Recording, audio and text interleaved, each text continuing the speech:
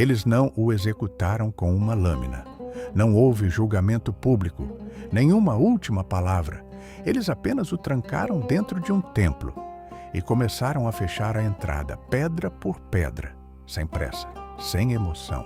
Lá dentro, um homem ainda respirava e o pior de tudo, ele podia ouvir cada pedra sendo colocada, ouvir cada passo se afastando, até o momento em que a luz desapareceu completamente. O nome dele era Pausânias, e um dia ele foi o homem que salvou a Grécia.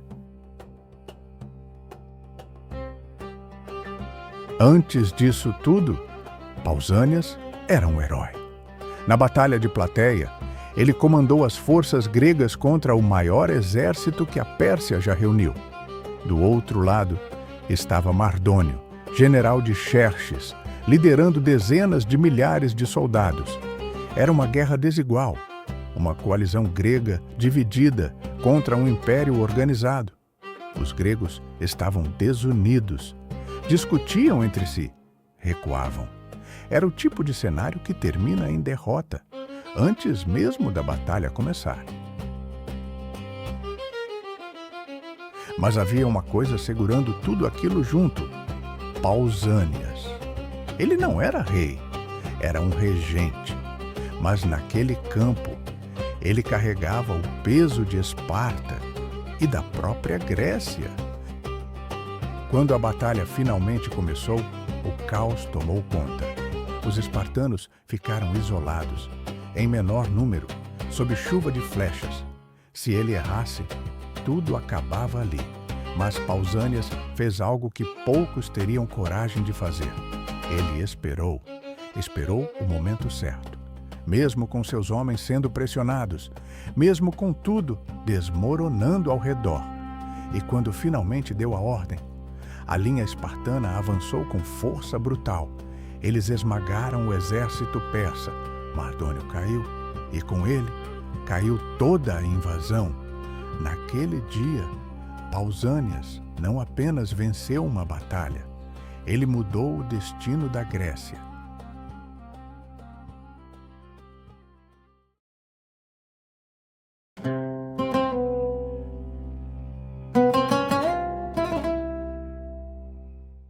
Mas a história não termina com heróis sendo celebrados. Às vezes, é exatamente aí que começa a queda. Depois da vitória, algo mudou. Pausânias começou a agir diferente. As roupas mudaram, os costumes mudaram, a forma como ele se apresentava ao mundo mudou. Ele deixou de parecer um espartano e começou a se parecer com aquilo que havia derrotado.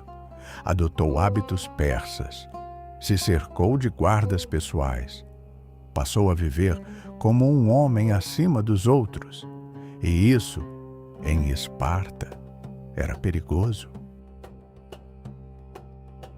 As primeiras suspeitas começaram a surgir. Cidades aliadas começaram a reclamar, não sobre derrotas, mas sobre arrogância, sobre um líder que parecia ter se esquecido de quem era. Mas o pior ainda estava por vir. Prisioneiros persas de alto valor desapareceram, sem explicação, sem registro, liberados, como se nunca tivessem existido. E isso levantou uma pergunta simples, mas devastadora. Por quê? Quem libertaria inimigos, a não ser alguém esperando algo em troca? Com o tempo, os rumores cresceram. Diziam que Pausânias estava negociando com a própria Pérsia, que queria poder, que queria status, talvez até um lugar dentro do império que ele ajudou a destruir. Mas havia algo ainda mais perigoso. Sussurros começaram a circular de que ele também estava tentando negociar com os ilotas, os escravos de Esparta. A base de toda a sociedade espartana, prometer liberdade a eles, era ameaçar toda a estrutura do sistema.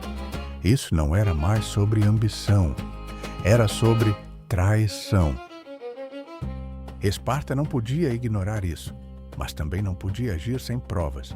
Então, esperaram, até que uma carta apareceu, uma carta que nunca deveria ser lida. O mensageiro que a carregava percebeu algo estranho. Nenhum dos outros mensageiros havia voltado. Nenhum. Então, antes de partir, ele fez algo que salvou sua vida. Ele abriu a carta. O que ele leu mudou tudo. Pausânias estava oferecendo a Grécia à Pérsia, em troca de poder, de status, talvez até de uma aliança com a própria família real persa. E no final da carta, havia uma ordem simples: matar o mensageiro. Mas o mensageiro não entregou a carta. Ele voltou e levou a prova direto para Esparta. Agora, eles sabiam, mas ainda assim hesitaram, porque Pausânias não era qualquer homem. Ele era um herói, um símbolo, alguém que já havia salvado todos eles.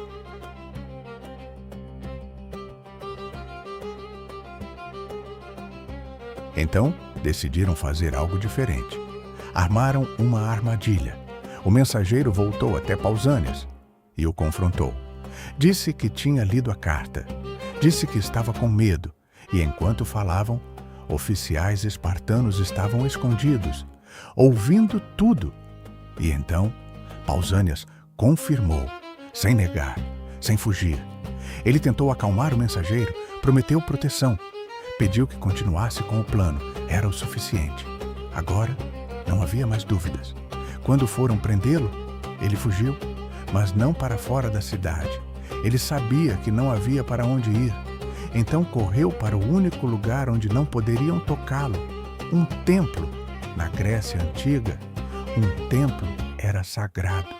Qualquer pessoa ali dentro estava sob proteção divina. Tocar nela era sacrilégio. Então Esparta fez algo impensável. Eles não entraram. Eles não o mataram. Eles simplesmente tiraram o teto e começaram a fechar a entrada, pedra por pedra.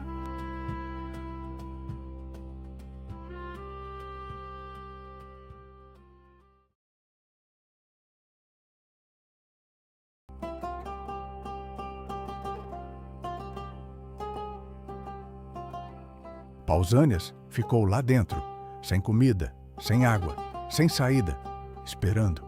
E então, algo ainda mais cruel aconteceu. Sua própria mãe se aproximou, pegou uma pedra, colocou na entrada e foi embora. Depois disso, ninguém mais hesitou.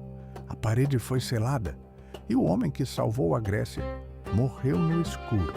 Dias depois, abriram a entrada apenas o suficiente para retirar o corpo.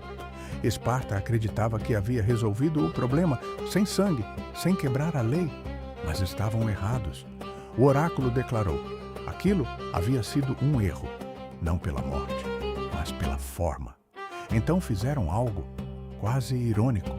Construíram estátuas para o mesmo homem que haviam deixado morrer, porque no fim, a história de Pausânias não é só sobre traição, é sobre algo muito mais profundo. A distância entre herói e queda. E como essa distância é menor do que qualquer um gostaria de admitir.